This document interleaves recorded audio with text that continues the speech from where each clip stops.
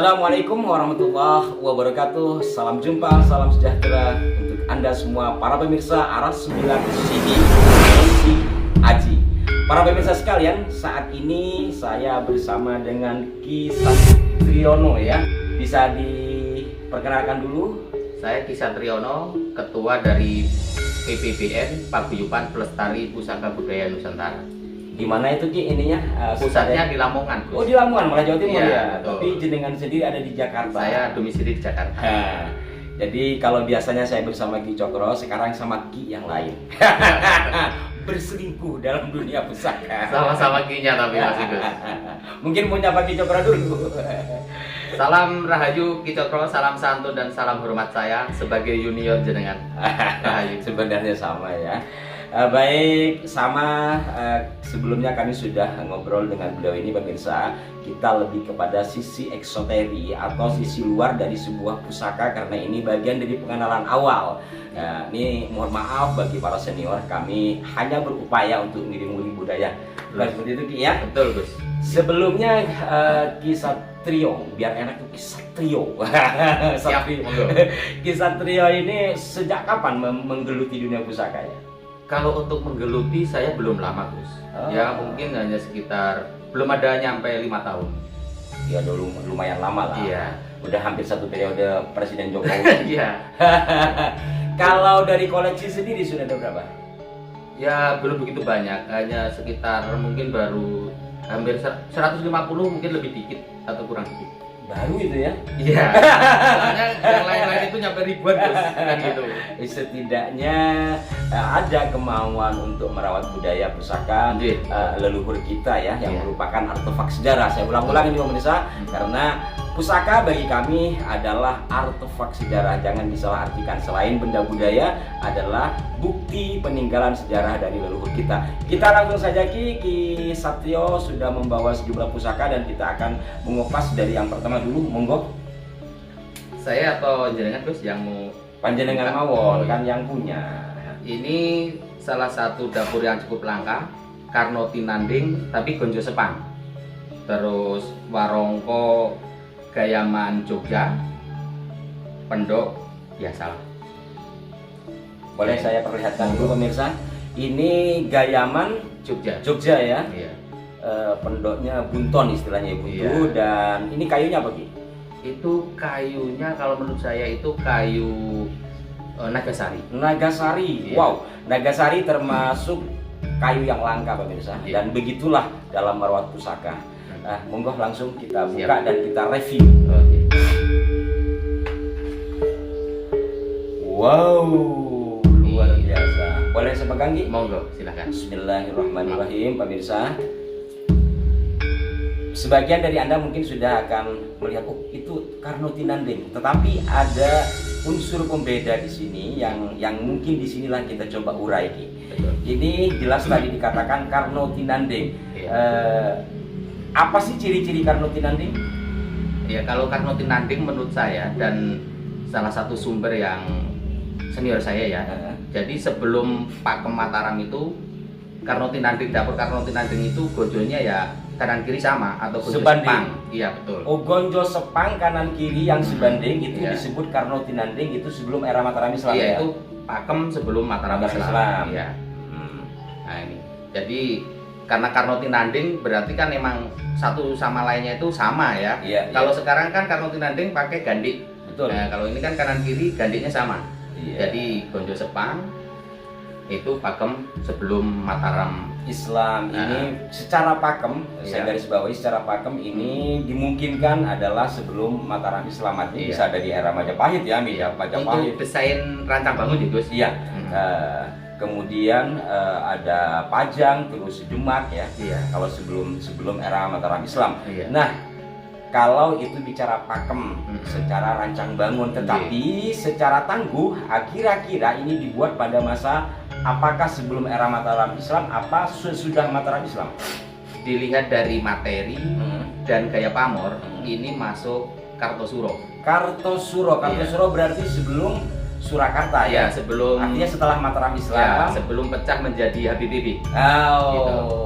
setelah kerajaan dipindah ke Betul. daerah Kartosuro. Iya. Nah, ini ada sejarahnya juga, kemudian ada ilmunya juga pemirsa. Dan kita lebih rinci kepada persoalan pusakanya. Iya. Jadi ini tangguh atau tak sengguh Hmm. pembuatannya di era Kartosuro. Iya. Nah, sekarang kita berbicara pamor. Ini salah satu pamor yang cukup susah dicari. Jadi ini pamor kupu tarung. Kupu tarung, Iya. bukan kupu-kupu malam. Oh, bukan. Kupu tarung pemirsa, Kupu kita tarung. pernah membahas kupu tarung tapi besar-besar ya, edisi yang silam. Ini kupu tarung yang kecil-kecil dan sangat luar biasa. Nanti detailnya bisa Anda lihat. Sekarang secara filosofi kupu tarung itu, Untuk filosofi dari pamor kupu tarung sendiri adalah dominan ke pergaulan, Gus. pergaulan. Iya, pergaulan, terus ya tetap kerejekian ada ya, proteksi dikit. Tapi yang jelas dominan ke pergaulan. Oh, Gitu. lebih kepada relasi ya, Iya, kurang lebih ke sana. betul. Ada yang mengartikan kupu tarung itu bisa bermakna sebagaimana kupu-kupu, artinya menjinakkan dengan senyuman. Nah, itu kan salah satu marketing kita dalam untuk mencari relasi istilahnya, Gus. Pergaulan kan. Nah, itu. Kalau menurut saya seperti itu. Gitu kan pemirsa. Jadi kupu tarung ini tersemat doa dalam guratan-guratan pamor yang memiliki pengertian agar kita dipermudah di dalam pergaulan dan di dalam mencari relasi. Kurang lebih seperti itu ya. Wow, luar biasa sekali.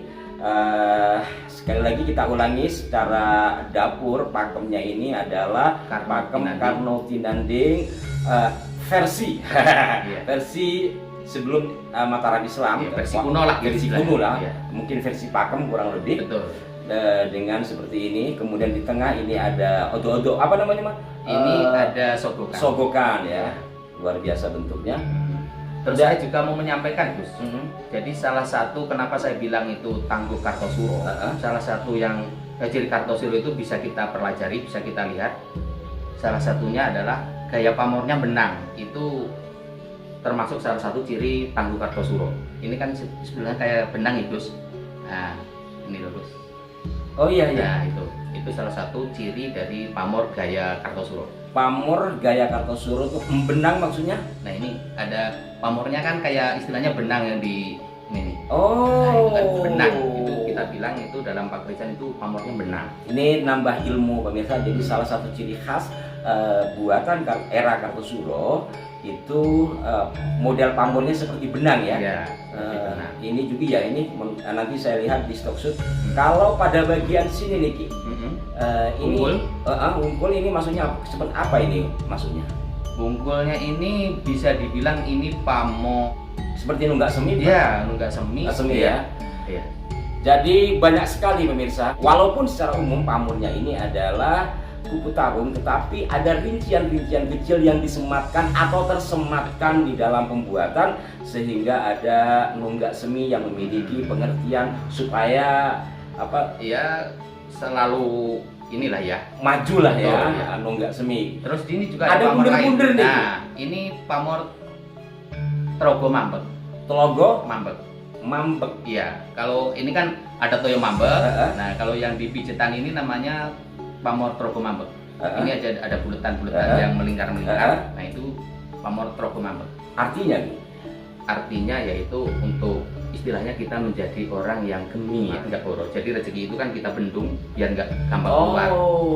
Filosofinya kurang lebih seperti itu. Luar biasa. Disinilah keunikan dari pusaka leluhur kita, yang mana selain yang universal juga ada sematan-sematan kecil, di antaranya ada nunggak semi, kemudian ada telogo mambek yang dalam pengertiannya adalah supaya kita tidak boros. Ini ajaran Islam bah sebenarnya ya, agar kita hidup itu hemat. Ya, betul. Terima kasih Haki Satrio. Sama-sama. Nanti jangan bosan-bosan kalau saya ngobrol lagi sama panjenengan ya. Iya. Setidaknya ini kilasan kecil para pemirsa terkait dengan Karno Tinanding dengan Gonjo. rancang bangun Gonjo yang seperti ini adalah model-model pada masa sebelum Mataram Islam, walaupun ini tangguhnya atau era pembuatannya dimungkinkan pada masa Kartosuro dengan melihat ciri khas pada pamor dan materialnya ya. Terima kasih sekali lagi Ki Satrio, terima kasih pemirsa. Jangan lupa senantiasa kita merawat budaya karena budaya merupakan cermin jati diri bangsa. Mohon maaf jika ada kekeliruan. Sampai jumpa. Wassalamualaikum warahmatullahi wabarakatuh.